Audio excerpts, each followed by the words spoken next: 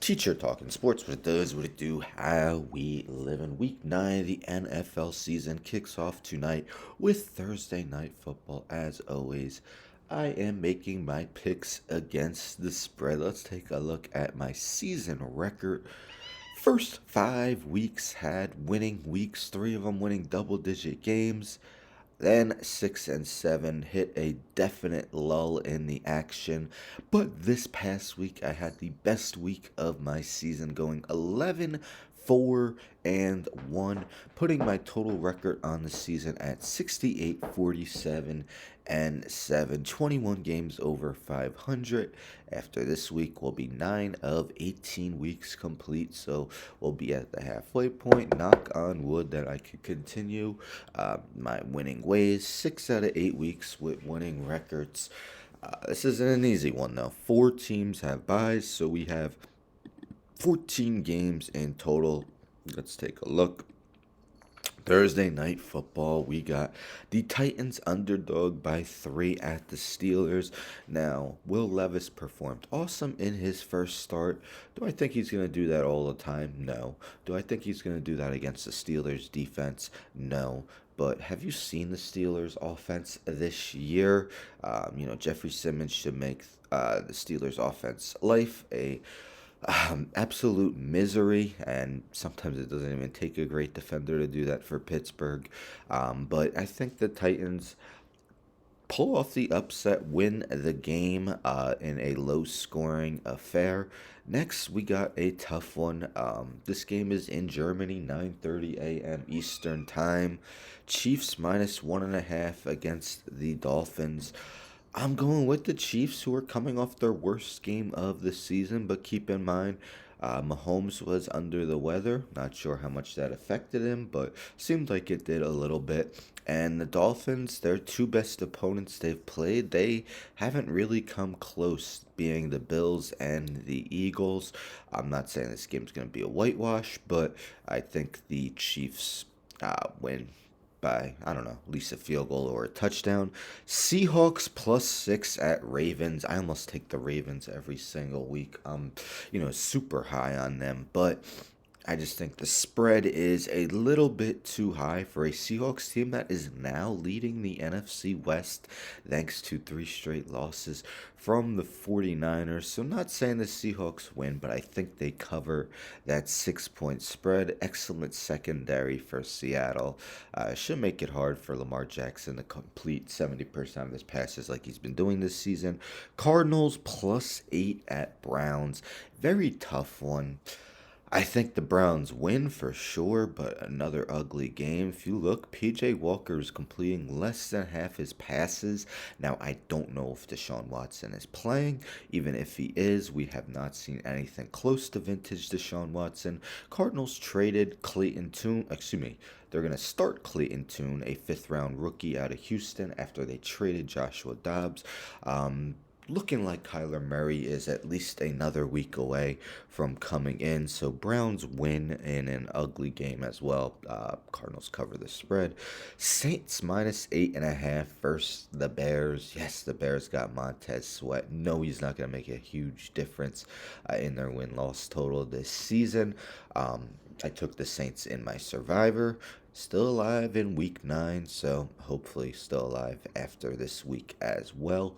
Vikings +4.5 at Falcons. Very tough game because we're seeing two different quarterbacks than we're used to seeing for both teams.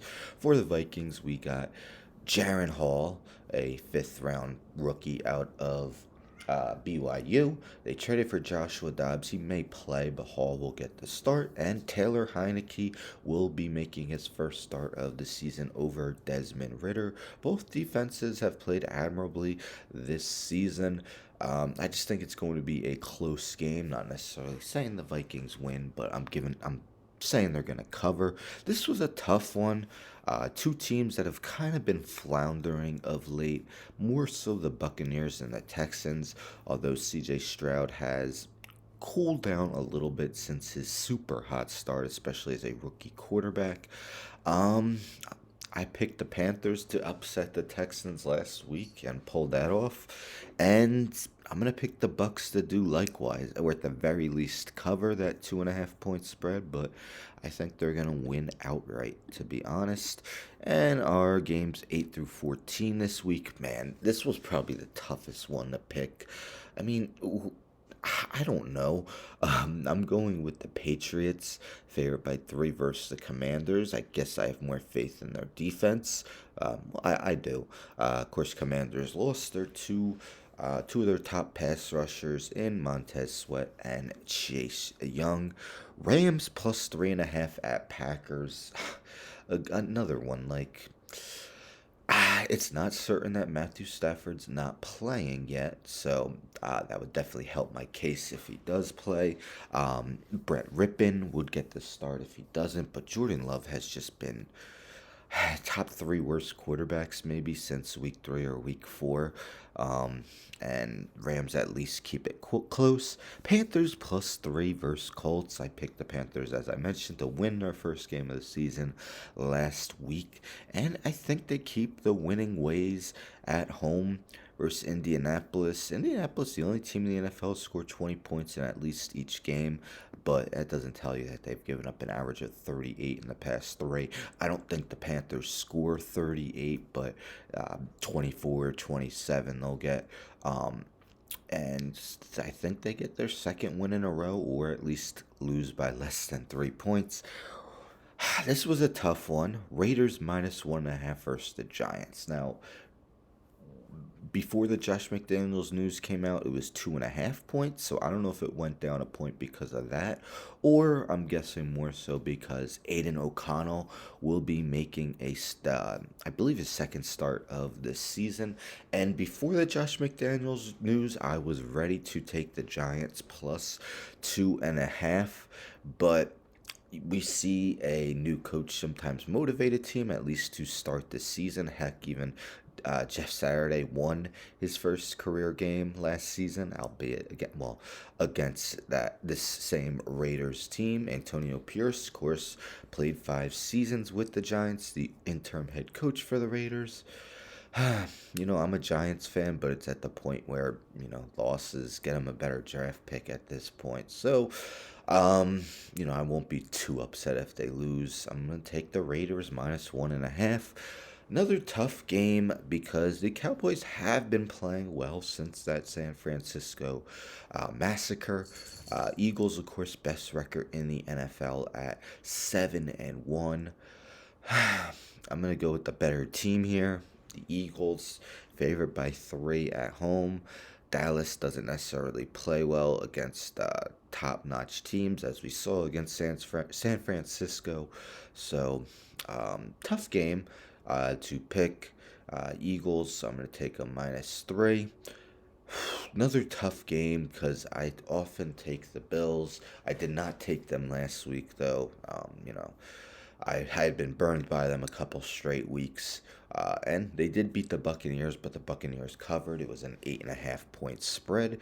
Right now, Bengals have been one of the league's hotter teams. Won 3 straight, putting them, I think, 2 games out in the AFC North behind the Baltimore Ravens.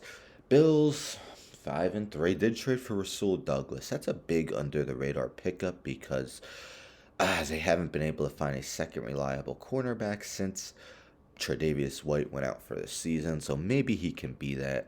I don't think the Bengals win in blowout fashion, but I think they win. And our last game, Chargers minus 3.5 at the Jets. Can Chargers build momentum? I actually took them in week 8 in Survivor against the Bears. They were able to pull that game out pretty easily. Bears not a good team, but Zach Wilson, not much of an upgrade over the Week 8 quarterback they faced, Tyson Bagent. Jets played miserable on offense all game. Out minus 150-yard play to Brees Hall, which was a screen, and just watch it, dink and dunk, watch him go. So I just think the Chargers have way more talent. Their defense should be able to hold the Chargers to maybe 20, 24 points, but I don't think they score more than 10 or 13. So I got the Chargers covering that spread. So those are my week 9 picks against the spread. Let me know in the comments which teams you like. Maybe who are your best bets for the week. How are you doing on the season if you're making your own picks? Again, 6 out of 8 weeks over 500, 21 games over 500 thus far in the season. Hoping it keeps up and I'm more than 21 games over 500 once I do this for week 10. Anyhow, don't forget to subscribe, tell a friend, tell a friend, tell a friend, subscribe, like the video, share the video, hit the bell for notifications. I'm out.